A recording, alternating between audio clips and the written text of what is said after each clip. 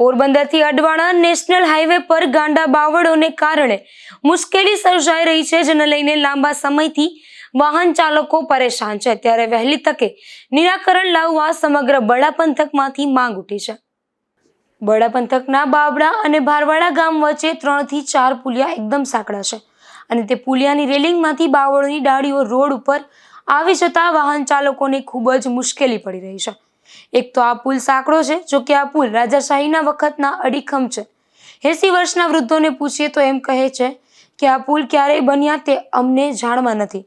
એટલે એના ઉપરથી નક્કી થાય છે કે આ પુલ 100 વર્ષની ઉપરના હોય અને રાજાશાહી વખતના હજુ પણ અડીખમ છે.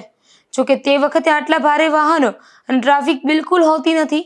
રાજા રજવાડાઓએ ગાડા બળદ નીકળી શકે તે ક્ષમતાથી બનાવેલ હશે, પરંતુ તે સમયના પુલ ઉપરથી અત્યારે ભારે વાહનો દોડી રહ્યા છે અને અત્યારે તો આ નેશનલ હાઈવે છે અને પોરબંદર જામનગર રોડ હોવાથી દરરોજ હજારો વાહનો પસાર થાય છે. તેમ છતાં પણ પુલિયા ઉપરથી કાંકરી પણ હલતી નથી. નીચેના ભાગમાં 2 પથ્થર વડે જગ્યાઓ થઈ ગયેલ છે, છતાં પણ હજારો વાહનો દોડે છે.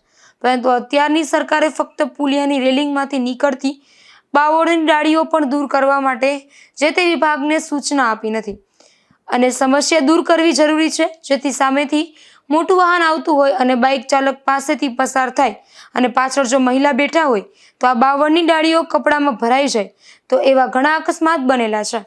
વધુમાં બગવદર બસ સ્ટેન્ડ પાસે આવેલ ડબલ પટ્ટીના રોડ ઉપર વચ્ચે ડિવાઈડર નાખવામાં આવેલ છે.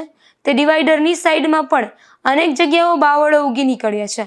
તો આ સમસ્યા પણ ઘણા સમયથી છે અને આ રોડ ઉપરથી અનેક રાજકીય આગેવાનો પસાર થાય છે, છતાં પણ આ સમસ્યાનો ઘણા સમયથી ઉકેલ ન આવ્યો હોવાથી અકસ્માતો થતા રહે છે. તો વહેલી તકે આ સમસ્યાનો અંત આવે તેવી વાહન ચાલકોની માંગ છે.